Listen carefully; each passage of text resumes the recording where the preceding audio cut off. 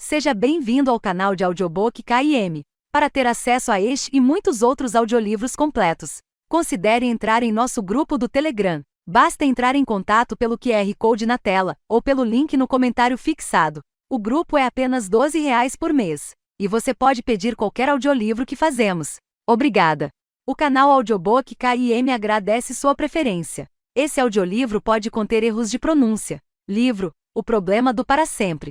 Prólogo: caixas de sapato empoeiradas e vazias, em uma pilha mais alta e mais larga que seu corpo magro, balançaram quando ela apertou suas costas contra elas, colando os joelhos ossudos no peito. Respire. Apenas respire. Respire. Encostada bem lá no fundo do armário sujo, ela não se atrevia a fazer barulho enquanto mordia o lábio inferior. Concentrando-se em forçar cada inspiração empoeirada para dentro dos pulmões, ela sentiu as lágrimas brotarem. Oh Deus, ela cometera um erro muito grande. A senhorita Beck estava certa. Era uma menina má. Mais cedo, pegara o pote de biscoito sujo e manchado, com a forma de um urso e que escondia biscoitos de gosto estranho. Ela não deveria pegar biscoitos ou qualquer alimento, mas estava com tanta fome que sua barriga doía, e a senhorita Beck estava doente de novo, cochilando no sofá. Ela não tivera a intenção de derrubar o cinzeiro do balcão, quebrando-o em caquinhos. Alguns tinham a forma do gelo que se agarrava ao telhado no inverno.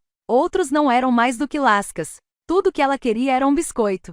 Seus ombros franzinos se sacudiram ao som da parede quebrando do outro lado do armário. Ela mordeu o lábio com mais força. Um gosto metálico explodiu em sua boca. Amanhã haveria um buraco do tamanho da mão grande do Sr. Henry no gesso, e a senhorita Beck choraria e ficaria doente de novo. O rangido suave da porta do armário soou como a explosão de um trovão em seus ouvidos. Oh não, não, não! Ele não deveria encontrá-la ali. Aquele era seu porto seguro sempre que o Sr. Henry estava com raiva ou quando ele. Ela ficou tensa, olhos arregalados quando um corpo mais alto e mais volumoso que o dela deslizou para dentro e em seguida, se ajoelhou bem na sua frente. Ela não conseguia distinguir muito aquelas feições no escuro, mas sabia, em seu íntimo, quem era. Sinto muito, engasgou ela. Eu sei. A mão pousou em seu ombro, o peso reconfortante. Era a única pessoa que a deixava confortável ao tocá-la. Preciso que fique aqui, ok? Certa vez, a senhorita Beck disse que ele era apenas 6 meses mais velho que ela, que tinha 6 anos, mas ele sempre parecerá muito maior, muito mais velho que ela, porque, aos olhos da menina, ele era todo o seu mundo. Ela sentiu. Não saia, disse ele e então entregou em suas mãos a boneca ruiva que ela havia deixado cair na cozinha quando quebrou o cinzeiro e correu para o armário. Assustada demais para recuperá-la, acabou deixando Velvet no chão, e ficou bastante chateada, porque a boneca tinha sido um presente dele muitos meses antes. Ela não fazia ideia de como ele conseguirá Velvet, mas um dia simplesmente apareceu com ela, e a boneca era dela, só dela. Fique aqui, não importa o que aconteça. Apertou bem a boneca, prendendo-a entre os joelhos e o peito, e a sentiu novamente. Ele se remexeu, enrijecendo quando um grito de raiva sacudiu as paredes em torno deles. Era o nome dela, o que bastou para um arrepio gelado percorrer sua espinha, seu nome gritado tão furiosamente. Um pequeno gemido abriu seus lábios e ela sussurrou. Eu só queria um biscoito. Tudo bem. Lembra? Prometi que a manteria segura para sempre. Basta não fazer barulho. Ele apertou seu ombro. Basta ficar quieta, e quando eu voltar, vou ler para você, ok? Sobre aquele coelho estúpido. Tudo que ela pôde fazer foi assentir de novo. Porque houve momentos em que ela não tinha ficado quieta, e nunca se esquecera das consequências. Mas se ficasse quieta, sabia o que aconteceria. Ele não conseguiria ler para ela aquela noite. Amanhã ele faltaria à escola e não estaria bem, mesmo que dissesse a ela que estava. Ele ficou ali mais um pouco e então saiu do armário. A porta do quarto se fechou com um ruído, e ela levantou a boneca, pressionando nela o rosto banhado de lágrimas. Um botão no peito de Velvet espetou seu rosto. Não faça barulho. O Sr. Henry começou a gritar. Não faça barulho. Passos no fim do corredor. Não faça barulho. Carne sendo atingida. Algo caiu no chão, e a senhorita Beck devia estar se sentindo melhor porque de repente a ouviu gritando, mas, dentro do armário, o único som que importava era o da carne sendo atingida que se repetia e repetia. Ela abriu a boca, gritando silenciosamente colada à boneca. Não faça barulho. Capítulo 1. Muita coisa podia mudar em 4 anos. Era difícil acreditar que tinha passado tanto tempo. 4 anos desde que eu pusera os pés em uma escola pública. 4 anos que eu não falava com ninguém de fora do grupo muito pequeno e unido de pessoas. 4 anos de preparação para este momento, e havia uma boa chance de eu vomitar os poucos cereais que fora capaz de forçar pela minha boca sobre o balcão. Muita coisa podia mudar em 4 anos. A questão era, eu tinha mudado? O som de uma colher batendo em uma caneca me arrancou de meus pensamentos. Era a terceira colher de açúcar que Cal Rivas tentava pôr discretamente em seu café. Quando ele achava que ninguém estava olhando, tentava adicionar mais 2. Para um homem de 50 e poucos anos, ele estava em boa forma, mas era terrivelmente viciado em açúcar. Em seu estúdio, o escritório em casa cheio de grossas revistas médicas, havia uma gaveta de sua mesa que mais parecia uma loja de doces. Demorando-se perto do açucareiro, ele estendeu a mão para colher de novo enquanto olhava por cima do ombro. Sua mão congelou. Sorri de leve de onde eu estava, sentada à enorme ilha com uma tigela de cereal integral na minha frente. Ele suspirou enquanto me encarava, apoiando-se na bancada de granito e me olhando por cima da borda da caneca enquanto tomava um gole do café. Seu cabelo preto penteado para trás, recentemente começava a ficar grisalho nas têmporas, e com sua pele bem morena, eu achava que isso fazia parecer bem distinto. Ele era bonito e sua esposa Rosa também. Bem, bonita não era a palavra certa para ela.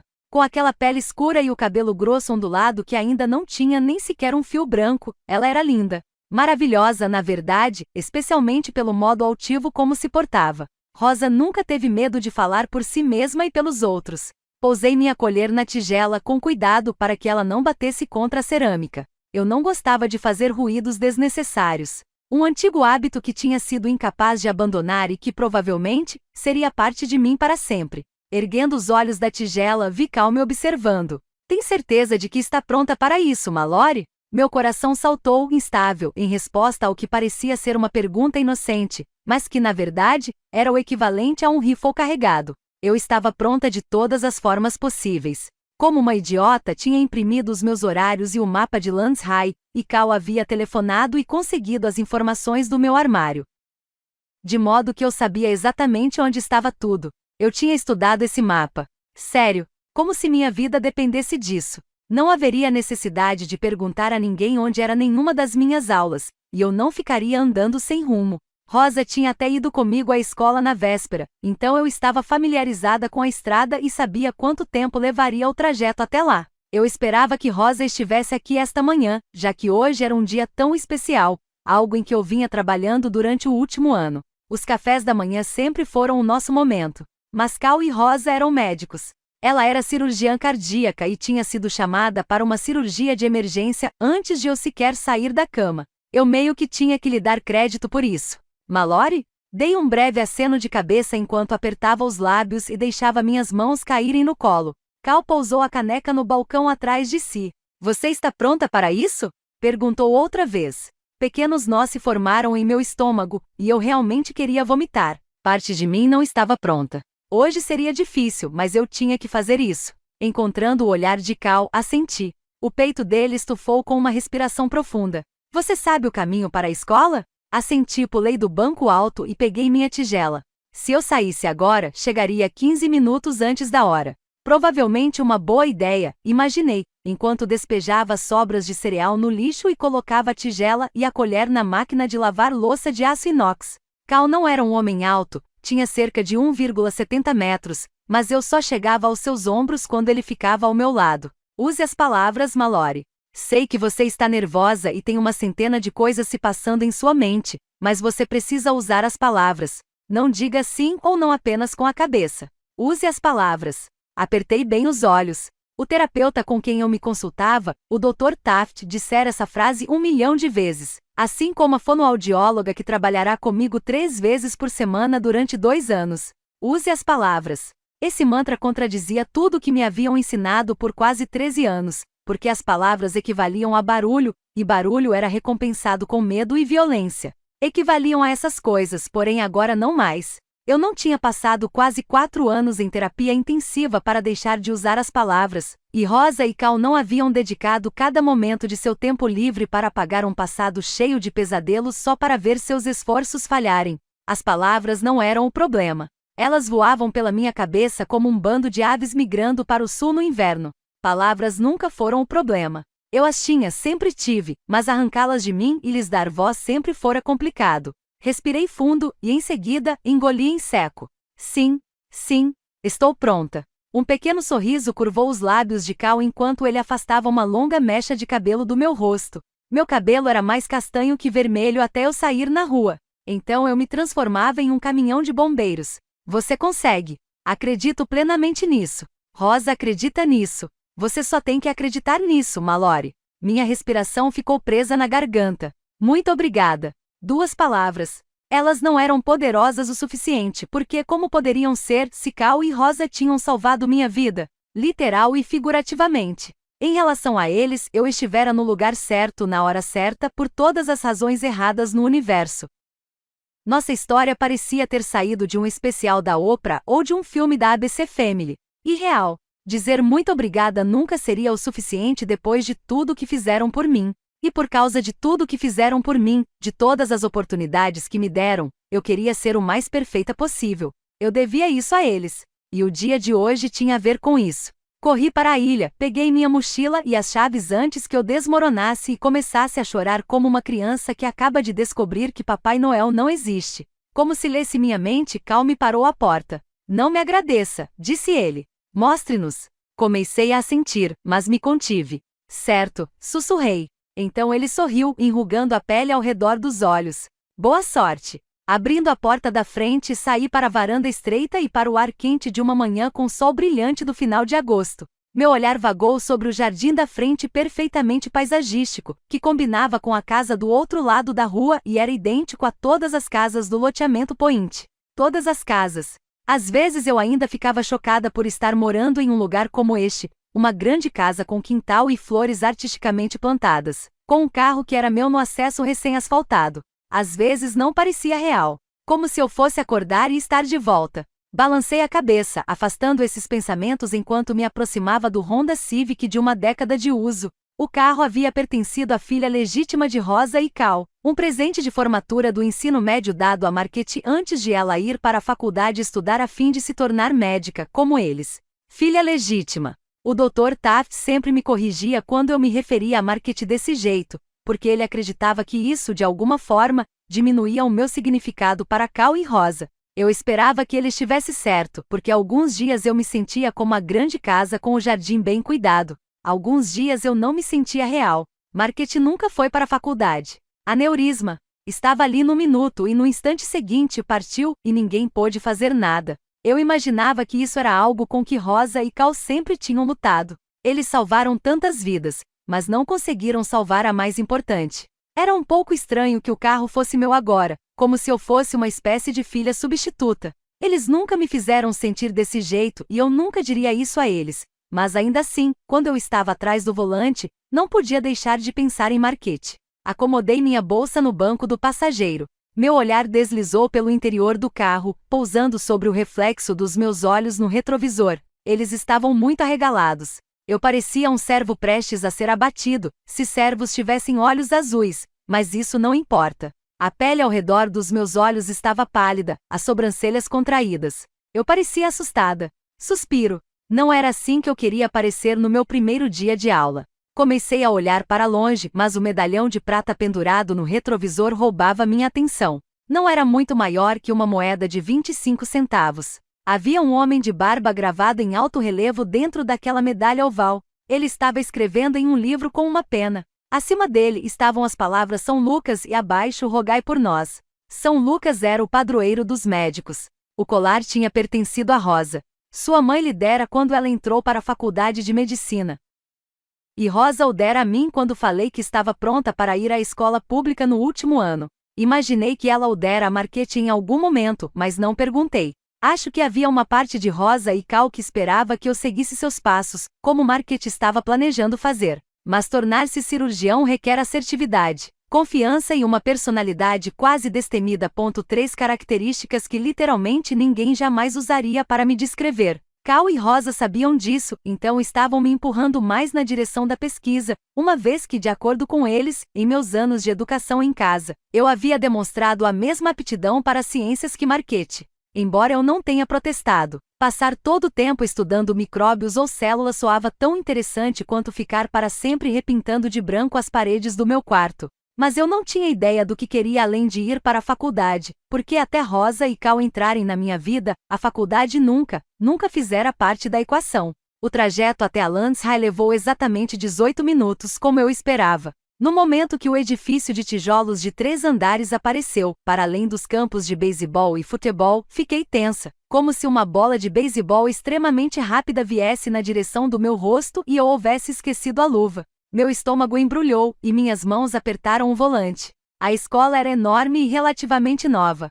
Seu site dizia que havia sido construída na década de 1990 e, em comparação com outras escolas, ainda reluzia. Reluzia e era enorme. Passei pelos ônibus que manobravam para deixar os passageiros, e segui outro carro ao redor da vasta estrutura, na direção de um estacionamento do tamanho de um shopping.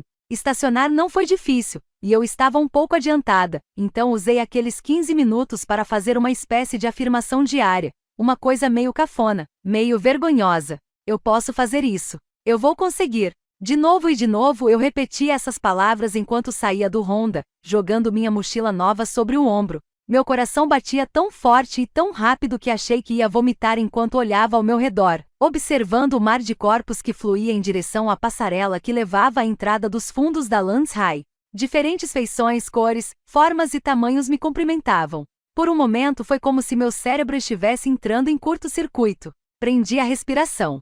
Olhos passavam por mim, alguns se detinham, outros seguiam adiante como se nem me tivessem notado parada ali, o que de certo modo, era compreensível, porque eu estava acostumada a não ser nada mais que um fantasma. Minha mão tremeu na alça da mochila e com a boca seca, forcei minhas pernas a se moverem. Entrei naquela onda de pessoas, deslizando para junto delas.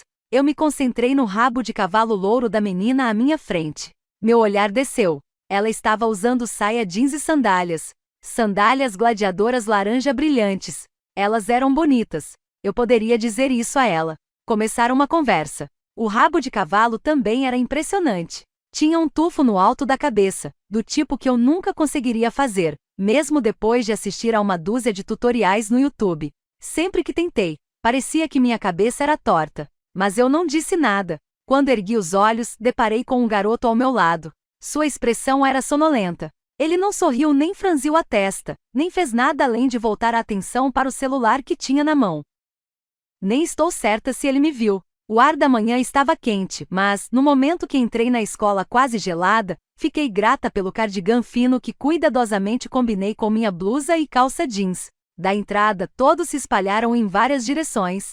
Alunos menores que tinham mais ou menos a minha altura, mas que definitivamente eram muito mais novos, passaram depressa sobre o Viking vermelho e azul pintado no chão, as mochilas pulando em suas costas enquanto se esquivavam de corpos mais altos e mais largos. Outros andavam como zumbis, devagar e aparentemente sem rumo. Eu estava em algum lugar no meio disso, me movendo no que parecia ser um ritmo normal, mas que na verdade eu havia treinado. Alguns alunos corriam para outros, abraçando-os e rindo. Imaginei que fossem amigos que não se viram durante as férias de verão, ou que talvez fossem apenas pessoas realmente animadas. De qualquer maneira eu olhava para eles enquanto andava. Vê-los me fez lembrar da minha amiga Ainsley. Como eu, ela havia estudado em casa, ainda estudava. Mas se fosse diferente, imaginei que seríamos como essas crianças, pulando em direção uma à outra rindo, animadas, normais. Ainsley provavelmente ainda estava na cama. Não que ela ficasse de preguiça o dia todo, mas porque nosso instrutor dava férias de verão um pouco diferentes. Ela ainda estava de férias, mas quando seu ano começasse, suas horas de estudo seriam tão rigorosas e exaustivas quanto as minhas tinham sido. Saí de meu devaneio, subi as escadas no final do amplo corredor, perto da entrada do refeitório. Só de estar ali perto, minha pulsação acelerou, e meu estômago se retorceu de náuseas. Almoço. Oh Deus, o que eu iria fazer com o almoço? Eu não conhecia ninguém, nem uma única pessoa e ia. Eu me interrompi, incapaz de realmente pensar naquilo agora. Se fizesse isso, havia uma boa chance de me virar e correr de volta para a segurança do meu carro. Meu armário ficava no segundo andar, no meio do corredor, número 234. Eu o encontrei sem problemas e bônus, ele se abriu na primeira tentativa. Torcendo a cintura, peguei um fichário que iria usar para as aulas da tarde e o pus na prateleira de cima, ciente de que receberia livros enormes hoje. O armário ao lado do meu se fechou, fazendo com que eu saltasse tensa. Meu queixo se ergueu. Uma menina alta de pele negra e tranças minúsculas em toda a cabeça, deu um sorriso rápido na minha direção.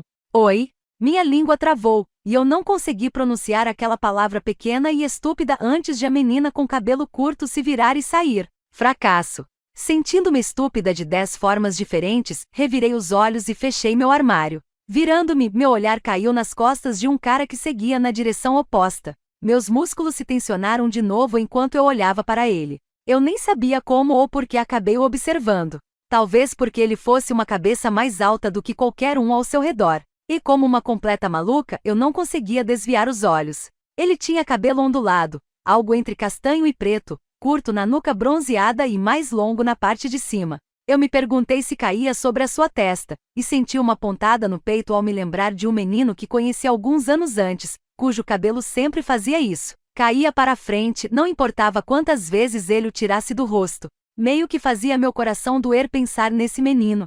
Seus ombros eram largos sob uma camiseta preta.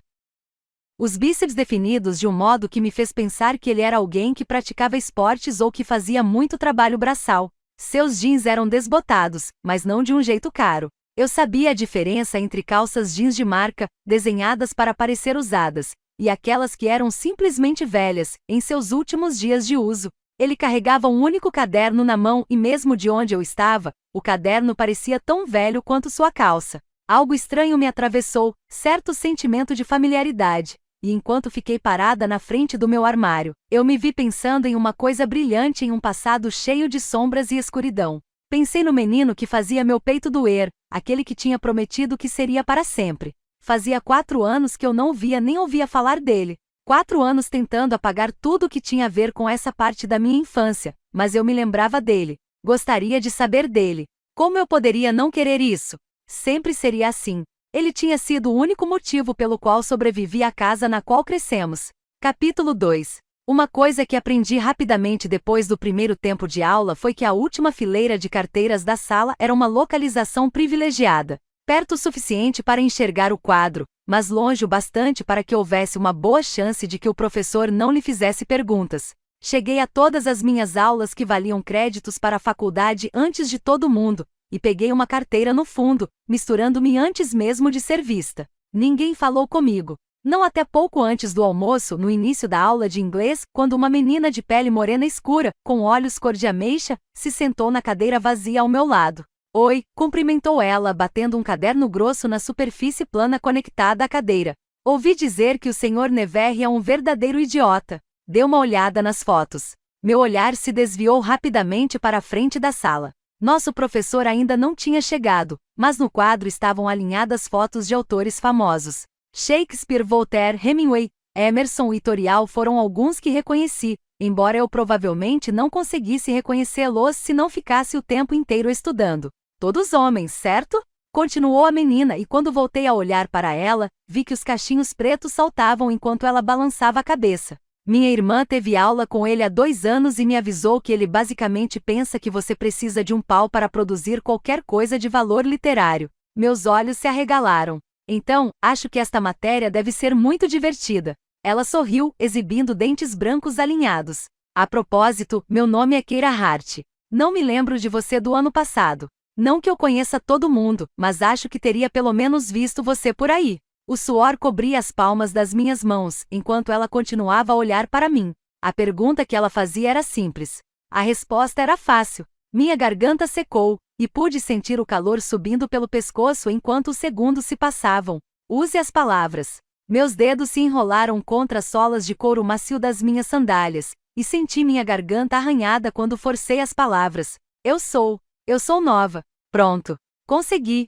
Eu falei. Tome isso, todo mundo. As palavras comem na minha mão. Tudo bem, talvez eu estivesse exagerando meu feito, já que tecnicamente só havia falado 3 palavras e repetido 2. Mas eu não viraria um balde de água gelada em mim mesma, porque falar com pessoas novas era difícil para mim. Tipo, tão difícil quanto seria para alguém andar nu na sala de aula. Keira não pareceu notar minha bobeira interna. Foi o que pensei. E então ela esperou e por um momento não entendi por que ela estava me olhando com tanta expectativa. Então compreendi. Meu nome. Ela estava esperando que eu dissesse meu nome. O ar assobiou entre meus dentes. Eu sou Mallory. Mallory Dodge. Legal. Ela sentiu e jogou os ombros curvos contra o encosto da cadeira. Oh, aí vem ele. Não nos falamos de novo, mas eu estava me sentindo muito bem com o total de 10 palavras ditas, e definitivamente estava contando as repetidas. Rosa e Cal contariam. O Sr. Neverre falava com um ar pretensioso que até mesmo uma novata como eu perceberia, mas isso não me incomodava.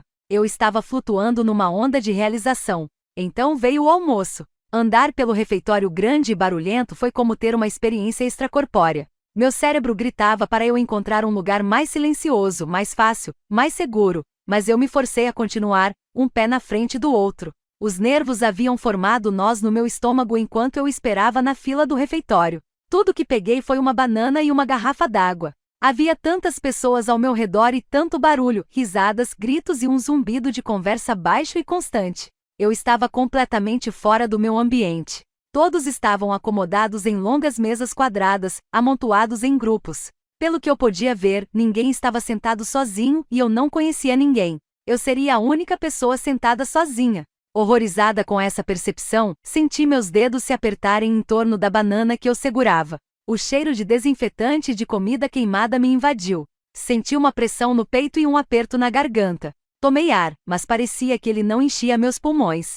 Uma série de tremores dançava na base do meu crânio. Eu não ia conseguir. Havia muito barulho e muitas pessoas no que então parecia ser uma área pequena, confinada. Nunca era tão barulhento assim em casa. Nunca.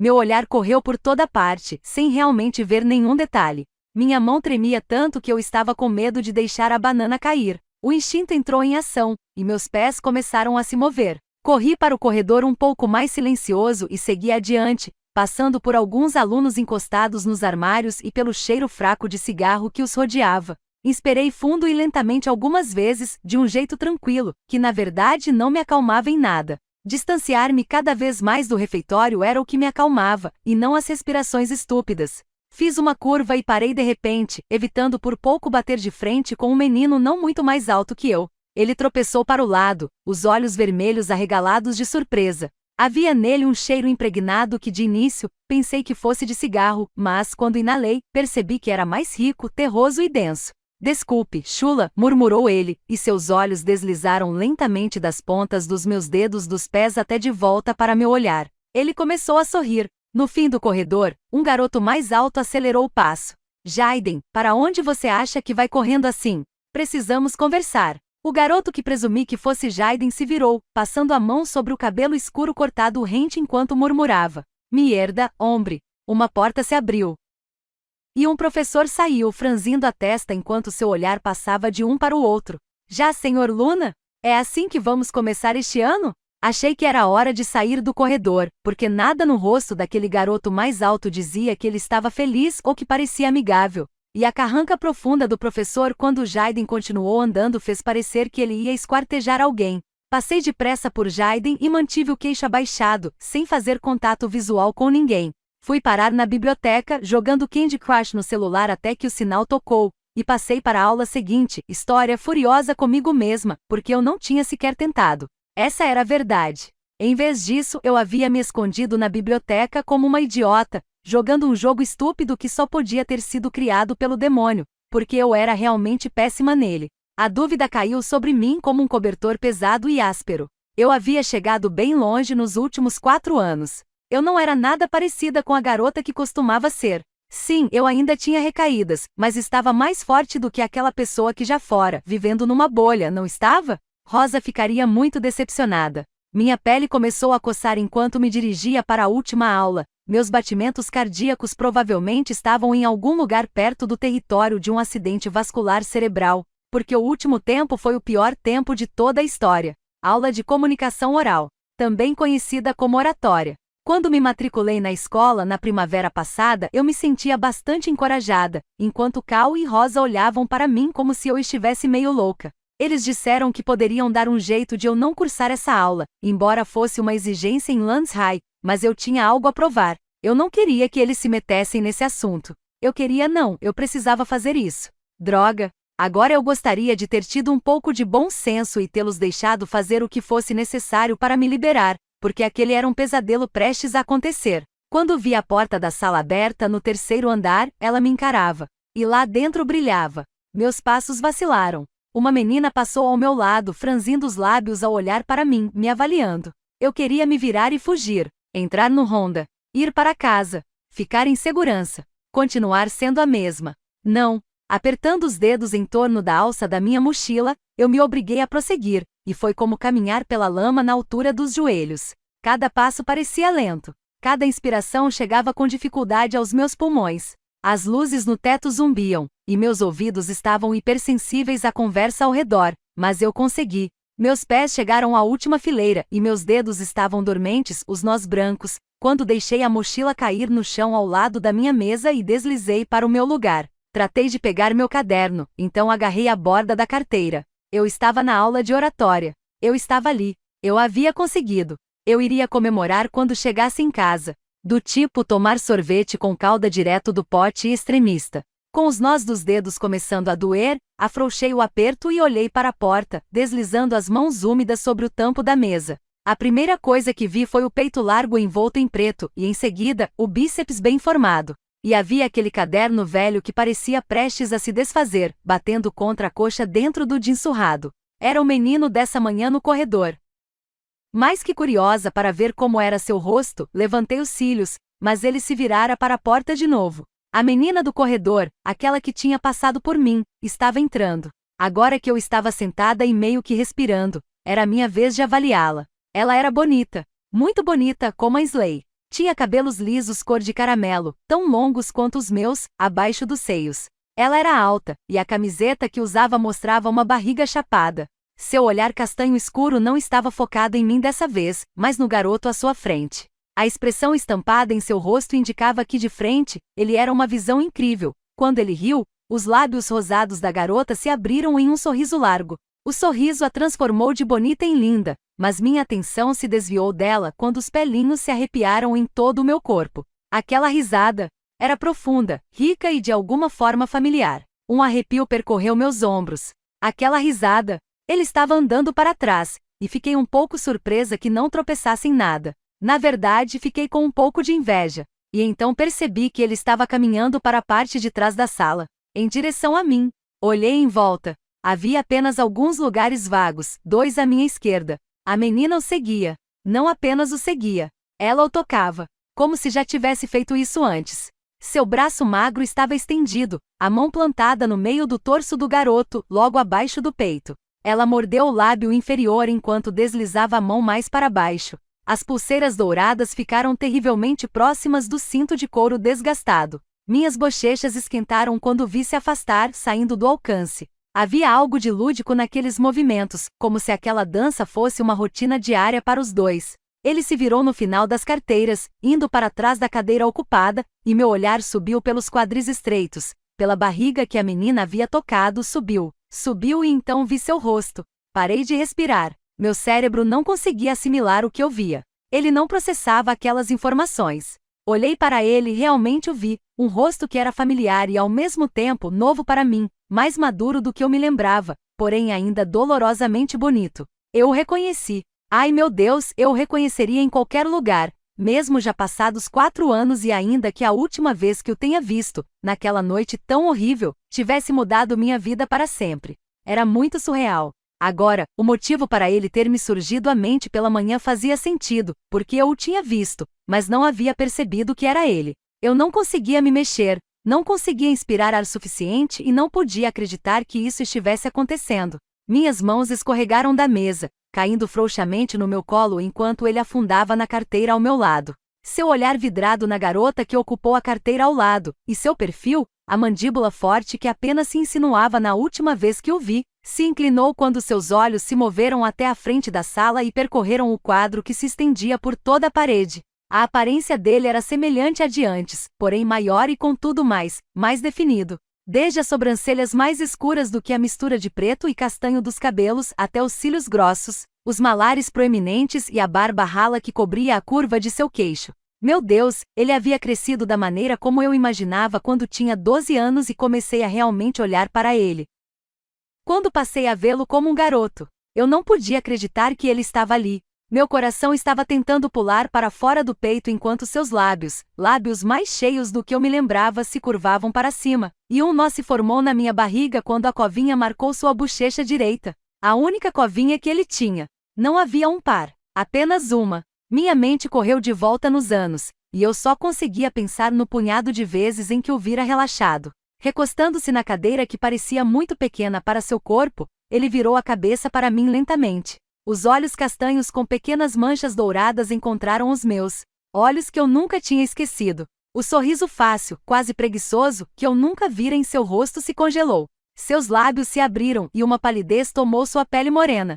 Aqueles olhos se arregalaram, as manchas douradas parecendo crescer. Ele me reconheceu. Eu havia mudado muito desde então, mas ainda assim, o reconhecimento se revelou em suas feições. Ele estava se mexendo de novo, inclinando-se para mim.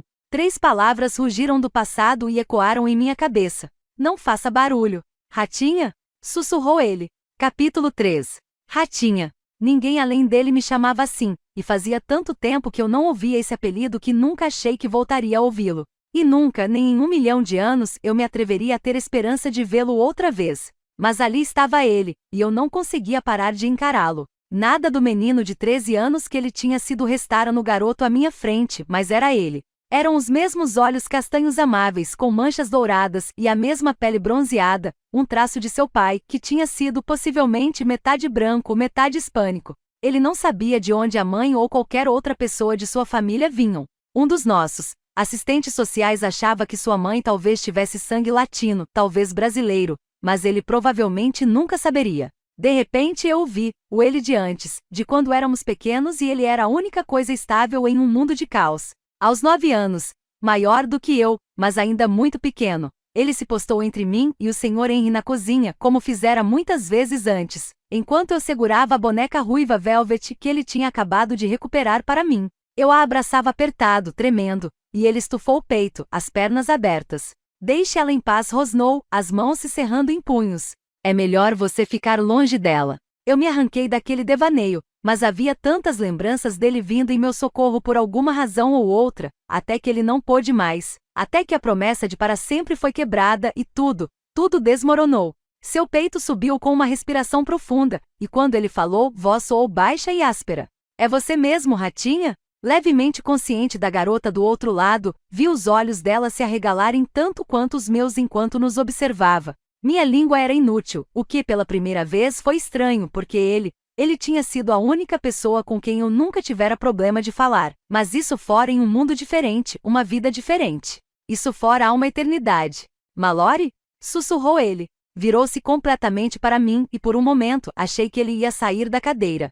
E isso seria a cara dele, porque ele não temia nada. Nunca temera. Perto como estávamos, vi a pequena cicatriz acima de sua sobrancelha direita, 1 ou 2 tons mais claros que a pele. Lembrei-me de como ele a havia conseguido, e meu peito doeu de novo, porque aquela cicatriz simbolizava um biscoito roubado e um cinzeiro quebrado. Um cara na nossa frente se virou para trás no assento. Oi? Como não obteve resposta, ele estalou os dedos. E aí, cara? Oi? Ele ignorou o garoto, ainda olhando para mim, como se um fantasma tivesse aparecido bem na sua frente. Tanto faz, murmurou o garoto, virando-se para a menina, mas ela também o ignorou. Estava focada em nós. O sinal tocou, e eu soube que o professor tinha entrado, porque a conversa na sala foi diminuindo. Você me reconhece? Sua voz ainda soava pouco mais que um sussurro. Seus olhos continuavam presos nos meus, e eu falei o que acabou por ser a palavra mais fácil que eu já disse na vida. Sim. Ele caiu de volta na cadeira, endireitando os ombros tensos. Seus olhos se fecharam. Jesus Cristo, murmurou, esfregando a palma da mão no peito. Eu pulei no meu lugar quando o professor bateu a mão na pilha de texto sobre a mesa de canto, forçando-me a olhar para a frente. Meu coração ainda agia como se fosse uma britadeira fora de controle. Muito bem, como vocês estão na minha aula, todos devem saber quem eu sou, mas para o caso de alguém estar perdido, sou o Sr. Santos. Ele se apoiou na mesa, cruzando os braços. E está a aula de oratória. Se você não deveria estar aqui, provavelmente deveria estar em outro lugar. O Sr. Santos continuou a falar, mas o sangue correndo em minhas veias abafou suas palavras, e meus pensamentos também ficaram empacados pelo fato de que ele estava sentado ao meu lado. Ele estava aqui, depois de todos esses anos, ele estava bem ao meu lado, como estivera desde que tínhamos 3 anos, mas não pareceu feliz ao me ver. Eu não sabia nem o que pensar. Um misto de esperança e desespero girou dentro de mim, combinado a memórias amargas e doces às quais me agarrava e ao mesmo tempo desejava esquecer. Ele estava. Fechei bem os olhos e engoli o caroço alojado em minha garganta. Livros didáticos foram entregues, seguidos por um plano de estudos. Ambos ficaram na minha mesa, intocados. O Sr. Santos passou por alto os tipos de textos que iríamos escrever e apresentar ao longo do ano, tudo, desde um discurso informativo até uma entrevista com um colega de classe. Embora eu estivesse prestes a surtar quando entrei na classe, a perspectiva de ter que fazer vários discursos na frente de 30 pessoas agora parecia a coisa mais distante de meus pensamentos. Olhei para a frente, percebendo que Keira também estava nesta aula, sentada na frente do garoto que tentará chamar a atenção dele no início. Eu não tinha certeza se ela havia reparado em mim quando entrei, mas talvez tivesse reparado e não se importasse. Por que ela se importaria? Só porque ela falou comigo em uma aula não significava que estivesse na fila para ser minha melhor amiga. Meu fracasso no almoço parecia haver acontecido anos antes. Eu estava consciente de cada respiração. Incapaz de me impedir, prendi o cabelo para trás enquanto olhava à minha esquerda. Meu olhar se cruzou com o dele e eu inspirei, instável. Quando éramos mais novos eu sempre podia ler sua expressão. Mas agora, seu rosto parecia completamente impassível. Ele estava feliz, irritado, triste, ou tão confuso quanto eu? Eu não sabia, mas ele não tentou esconder que estava me encarando. Senti o calor invadir minhas bochechas quando desviei o olhar e de alguma forma acabei olhando para a garota ao lado dele. Ela olhava para frente, os lábios pressionados em uma linha fina e firme. Meu olhar se voltou para onde suas mãos se fechavam em punhos, descansando sobre a mesa. Desviei o olhar novamente. Talvez 5 minutos se tivessem passado antes que eu cedesse e voltasse a olhar para ele. Ele não estava olhando na minha direção, mas sua mandíbula se mexia, fazendo o músculo vibrar em sua bochecha. Tudo o que pude fazer foi ficar de boca aberta para ele, como uma completa idiota, incapaz de qualquer outra coisa. Quando era mais novo, todos sabiam que ele se tornaria bonito a ponto de partir corações. Ele tinha tudo para isso: olhos grandes, lábios expressivos e estrutura óssea definida. Às vezes isso tinha sido uma coisa muito ruim para ele. Receberá todo tipo de atenção. Parecia que o Sr. Henry queria quebrá-lo como se fosse porcelana fina. Então havia os homens que entravam e saíam da casa. Alguns deles tinham. Eles tinham se interessado muito por ele. Com a boca seca afastei esses pensamentos. Eu não devia estar tão chocada com quão atraente ele se tornará. Mas, como a Ainsley diria, ele era estupidamente gostoso. Enquanto o Sr. Santos estava distribuindo fichas, por algum motivo que eu havia perdido, o cara na nossa frente se virou de novo, com seu olhar cor de alga marinha direto. Confirmado depois da aula? Eu não pude evitar. Meu olhar se voltou para ele. Lábios tensos e braços cruzados sobre o peito, ele assentiu brevemente. O cara levantou as sobrancelhas escuras antes de olhar na direção do Sr. Santos. Precisamos falar com Jaiden. Jaiden? Pensei no garoto em quem eu quase havia esbarrado no corredor. A garota ergueu os olhos, a cabeça inclinada para o lado. Entendi, Hector, respondeu ele, a voz entrecortada, e fiquei impressionada com quão grave sua voz soava agora. Um momento se passou enquanto o queixo dele se inclinou na minha direção. Corando, desviei o olhar, mas não antes de ver os olhos verdes e curiosos de Hector se deslocarem para mim. O resto da aula foi um exercício de lançar olhares roubados para ele, como se eu precisasse vê-lo para me lembrar de que estava mesmo sentado ali. Eu não era muito boa em ser furtiva, porque tinha certeza de que a garota do outro lado dele, a menina que o havia tocado com muita familiaridade a caminho das cadeiras, me flagrara cerca de meia dúzia de vezes. À medida que os minutos iam se passando, meu estômago começou a embrulhar com os nós cada vez maiores que se formavam. A ansiedade rondava como uma víbora esperando para atacar com seu veneno paralisante.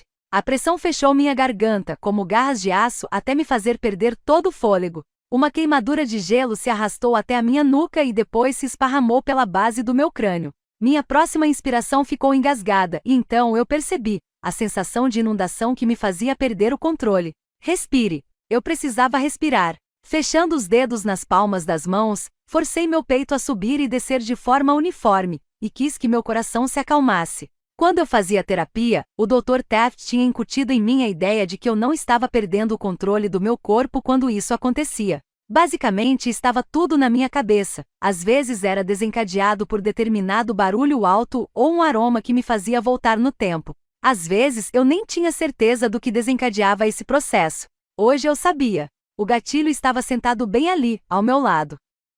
Esse pânico era real, porque ele era real e o passado que ele simbolizava não era produto da minha mente. O que eu diria a ele quando o sinal tocasse e as aulas terminassem? 4 anos se haviam passado desde aquela noite. Será que ele ainda iria querer falar comigo? E se ele não quisesse? Oh, Deus! E se minha volta não fosse algo que ele esperasse ou nem tivesse pensado nisso? Ele tinha aguentado muita coisa por mim, por minha causa. Embora houvesse bons momentos ao longo de nossos 10 anos juntos, havia um monte de coisas ruins. Muitas. E seria péssimo se ele se levantasse e saísse da sala sem dizer mais uma palavra, mas, de certa forma, isso também seria melhor. Pelo menos agora eu sabia que ele estava vivo e parecia estar fisicamente ileso, e parecia estar familiarizado com a outra garota. Talvez ela fosse sua namorada. Isso significava que ele estava feliz, certo? Feliz e inteiro. Saber que estava bem significava que eu podia oficialmente encerrar esse capítulo da minha vida. Só que eu achava que já havia encerrado esse capítulo. Agora ele era reaberto, voltando ao início. Quando o sinal tocou, o modo de proteção foi acionado, como havia acontecido tantas e tantas vezes no passado. Eu nem sabia o que estava fazendo. Um antigo instinto ergueu sua cabeça como um dragão adormecido, um instinto que eu havia passado 4 anos tentando dominar, mas ao qual já tinha cedido uma vez hoje. De pé, peguei meu livro e a mochila do chão. Meu coração batia contra as costelas quando contornei depressa nossas carteiras e não olhei para trás. Não dei a ele a chance de ir embora primeiro. Minhas sandálias batiam no chão enquanto eu avançava pelo corredor, ultrapassando alunos mais lentos enquanto enfiava o livro na mochila. Eu provavelmente parecia uma idiota. Bem, eu me sentia como uma. E rompi porta afora para o sol quente. Com o queixo abaixado, segui o caminho para o estacionamento, as mãos trêmulas enquanto eu as abria e fechava, porque parecia que o sangue havia congelado em meus pulsos. As pontas dos dedos formigavam. O Honda prata brilhou à minha frente. Eu fui até ele com a respiração funda e irregular. Eu iria para casa e eu iria. Mallory. Meu pulso foi a pique ao som do meu nome, e meus passos vacilaram. Eu estava a poucos metros do carro da fuga, mas me virei lentamente. Ele estava parado ao lado de uma caminhonete vermelha que não estava lá quando estacionei pela manhã, e que eu não havia notado na minha corrida louca para o carro. À luz do sol, seu cabelo era mais castanho que preto, e sua pele mais profunda, suas feições nítidas. Havia tantas perguntas que de repente desejei poder fazer. O que ele tinha feito nesses últimos 4 anos? Alguém finalmente o adotará? Ou ele estava indo de um lar provisório para outro? Mais importante, ele estava seguro agora? Nem todas as casas coletivas eram ruins. Nem todos os pais adotivos eram horríveis. Veja Cal e Rosa. Eles eram incríveis. Tinham me adotado, mas antes deles, este garoto parado à minha frente e eu não havíamos tido sorte. Nós tínhamos sido recebidos pelo pior tipo de pessoas, que de alguma forma conseguiam passar na inspeção. Assistentes sociais recebiam mal e eram poucos, e a maioria fazia o melhor que podia, mas havia um monte de brechas, e nós tínhamos caído direto em uma da pior maneira. A maioria das crianças para adoção não permanecia no sistema ou num lar temporário por mais de 2 anos. A maioria das crianças era reunida a seus pais ou adotada. Ninguém além do Sr. Henry e da Srta. Beck tinha nos escolhido, e eu ainda não conseguia entender por que eles nos quiseram, e ainda assim, nos tratavam tão mal. Nossos assistentes sociais iam e vinham com a frequência das estações. Os professores na escola devem ter percebido o que passávamos em casa, mas nenhum deles arriscou seu emprego para intervir. A amargura de ser negligenciada e pisoteada durante tanto tempo por um sistema sobrecarregado e falido ainda se agarrava a mim, como uma segunda pele da qual eu me perguntava se algum dia me livraria. Mas em tudo havia o bem e o mal. Será que ele enfim havia encontrado algum bem? Sério? Disse ele, seus dedos apertados em torno do velho caderno que segurava. Depois de tudo, depois de 4 anos sem saber o que diabos tinha acontecido com você, você simplesmente aparece na porra da aula de oratória e aí foge? De mim? Inalei bruscamente e abaixei os braços. Minha mochila escorregou do ombro, batendo no asfalto quente. O choque me sacudia, mas, no fundo da minha mente, eu não estava surpresa que ele tivesse ido atrás de mim. Ele nunca fugia. Ele nunca se escondia de nada. Sempre fui eu que fiz isso. Nós tínhamos sido yin e yang, minha covardia e sua bravura. sua força e minha fraqueza. Mas essa não era mais eu. Eu não era ratinha. Eu não era covarde. Eu não era fraca. Ele deu um passo à frente e depois parou, balançando a cabeça enquanto o peito subia e descia sem firmeza. Diga alguma coisa. Eu lutava para conseguir pronunciar uma palavra. O quê? Meu nome. Eu não tinha certeza de por que ele queria que eu dissesse isso, e não sabia como seria a sensação de dizê-lo novamente, depois de todo esse tempo, mas respirei fundo. Ryder. Outra respiração me fez estremecer. Ryder Stark. Ele engoliu em seco, e por um instante, nenhum de nós se moveu enquanto uma brisa úmida soprou fios de cabelo no meu rosto. Em seguida, ele deixou seu caderno cair no chão. Fiquei surpresa que não tenha virado pó. Suas pernas longas cobriram a distância. Em um segundo, havia alguns metros entre nós e no seguinte, ele estava bem ali na minha frente. Era muito mais alto agora. Eu mal chegava aos seus ombros. E então seus braços me envolveram. Meu coração explodiu quando aqueles braços fortes me puxaram contra seu peito. Houve um momento em que congelei e depois passei os braços em volta de seu pescoço. Eu o segurei, apertando os olhos e inalando o cheiro fresco com um traço persistente de pós-barba. Era ele. Seus abraços eram diferentes agora, mais fortes e mais apertados. Ele me tirou do chão, um braço em volta da minha cintura, a outra mão enterrada em meu cabelo, e os meus seios foram esmagados contra seu peito surpreendentemente duro. Uau! Seus abraços definitivamente estavam diferentes do que eram quando tínhamos 12 anos. Meu Deus, ratinha, você não faz ideia. Sua voz era rouca e grossa. Ele me colocou de volta no chão, mas não me soltou. Um braço continuou em volta da minha cintura. Sua outra mão segurava as pontas do meu cabelo. Seu queixo roçou o topo da minha cabeça enquanto eu deslizava as mãos em seu peito. Nunca pensei que fosse ver você de novo. Apoiei a testa entre as mãos, sentindo seu coração bater mais rápido. Eu podia ouvir as pessoas ao nosso redor, e imaginava que algumas provavelmente estavam olhando, mas não me importei. Ryder era quente e sólido. Real. Vivo. Droga. Eu nem estava planejando vir à escola hoje. Se eu não tivesse, sua mão se soltou do meu cabelo, e eu senti puxar um fio. Olhe para o seu cabelo. Você não é mais uma cenoura. Deixei escapar uma risada engasgada. Quando eu era mais nova, meu cabelo era uma bagunça vermelho-alaranjada, cheio de caminhos de rato e ondas indisciplinadas, e graças a Deus, agora tinha se acalmado um pouco. Uma visita a um salão de beleza havia ajudado. Domar os nós e as ondas ainda era uma luta sempre que havia umidade. Ryder recuou apenas o suficiente para que, quando eu abrisse os olhos, o visse me observando. Olhe para você, murmurou. Está toda crescida. Sua mão saiu do meu cabelo, e um calafrio dançou ao longo da minha espinha quando seu polegar roçou meu lábio inferior. O toque me assustou. E ainda é silenciosa como uma ratinha. Minha coluna enrijeceu. Ratinha. Eu não sou. Qualquer coisa que eu estivesse prestes a dizer calou de pronto, porque o polegar tinha seguido seu caminho pela minha maçã do rosto, a ponta calosa e áspera, mas o carinho suave. Meu olhar seguiu até os olhos que nunca imaginei que tornaria a ver, mas ele realmente estava ali. Oh meu Deus, Ryder estava ali, e muitos pensamentos me cercavam. Eu só podia me atentar a alguns deles, mas as lembranças vinham à tona, como o sol coroando uma montanha. Uma noite eu acordei, assustada com as vozes estrondosas vindas do escuro lá embaixo. Escapoli para o quarto ao lado do meu, ocupado por Ryder, e ele deixou que eu me aninhasse na cama com ele. Então, leu para mim, um livro que eu adorava, um livro que Ryder chamava de A História do Coelho Estúpido. Isso sempre me fazia chorar, mas ele leu para mim, para me distrair dos gritos que enchiam a casa pequena e disfuncional. Eu tinha 5 anos, e daquele momento em diante, ele se tornou todo o meu mundo. Ryder de repente recuou e segurou meu braço direito. Ao levantá-lo, virou-o e puxou a manga do cardigã leve para cima. As sobrancelhas se uniram quando franziu a testa. Eu não entendo. Meu olhar seguiu o dele, até onde sua mão se fechava em torno do meu pulso. A pele perto do interior do meu cotovelo era um pouco mais rosada, assim como era a pele do lado de dentro dos meus braços e nas palmas das mãos, mas era quase imperceptível. Disseram que você tinha sofrido queimaduras graves. Levantando os olhos, ele estudou meu rosto. Eu vi levarem você para fora numa maca, ratinha. Lembro como se fosse ontem. Cal, balancei a cabeça quando ele franziu ainda mais a testa, pois percebi que ele não tinha ideia de quem era Cal. Eu me concentrei, esperei um pouco e então tentei de novo. Os médicos do Johns Hopkins. Eles fizeram enxertos de pele. Enxertos de pele? Assenti. Eu tive os melhores médicos. Quase não. Tenho cicatrizes.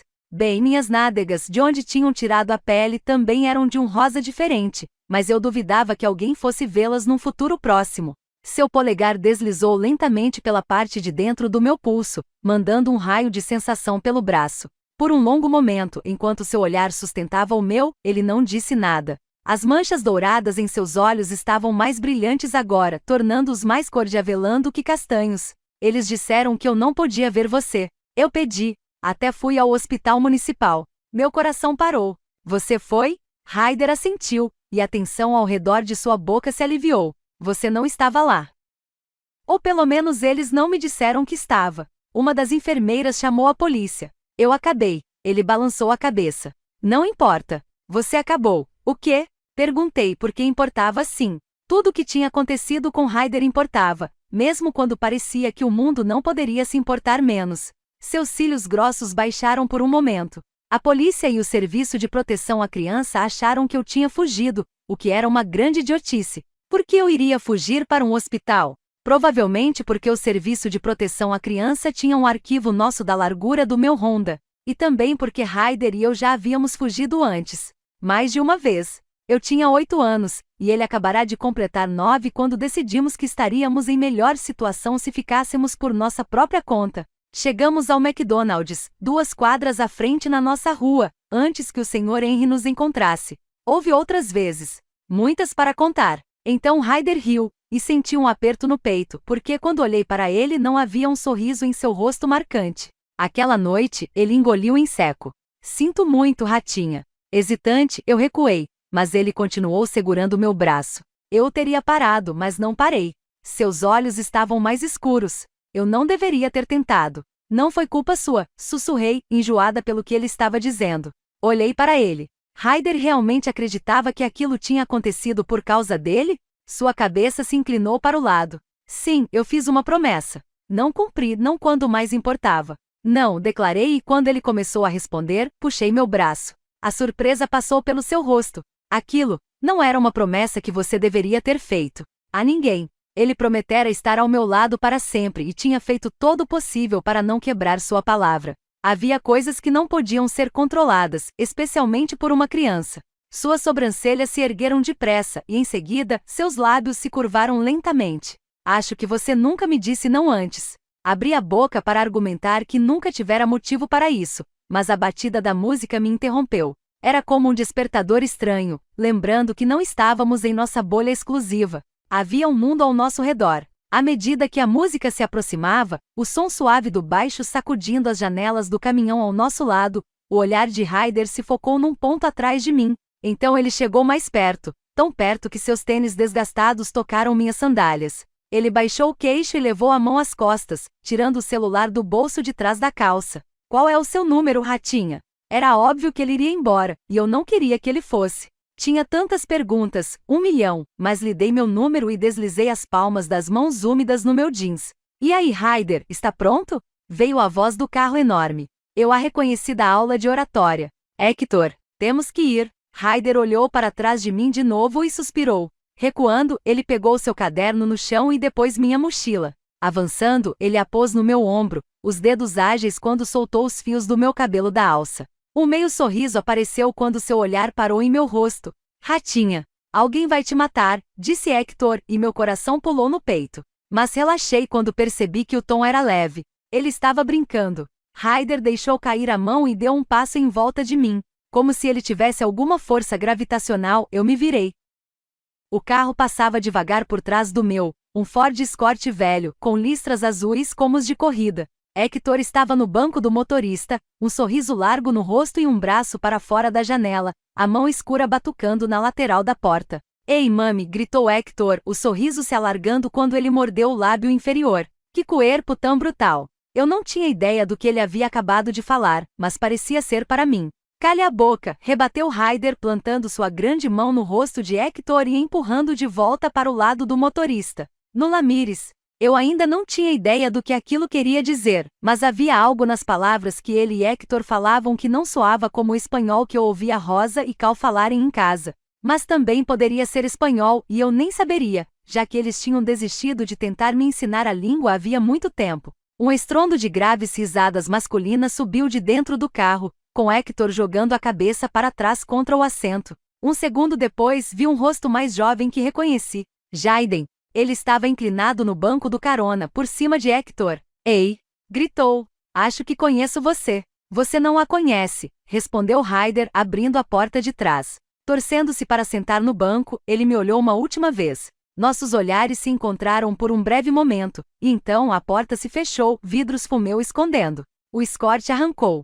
Fiquei ali, vagamente consciente de alguém subindo na caminhonete estacionada ao lado do meu carro. Fim da amostra do audiolivro. Caso queira ouvir inteiro, entre em contato pelo QR Code na tela para ter acesso exclusivo ao nosso canal no Telegram. Obrigada por ouvir.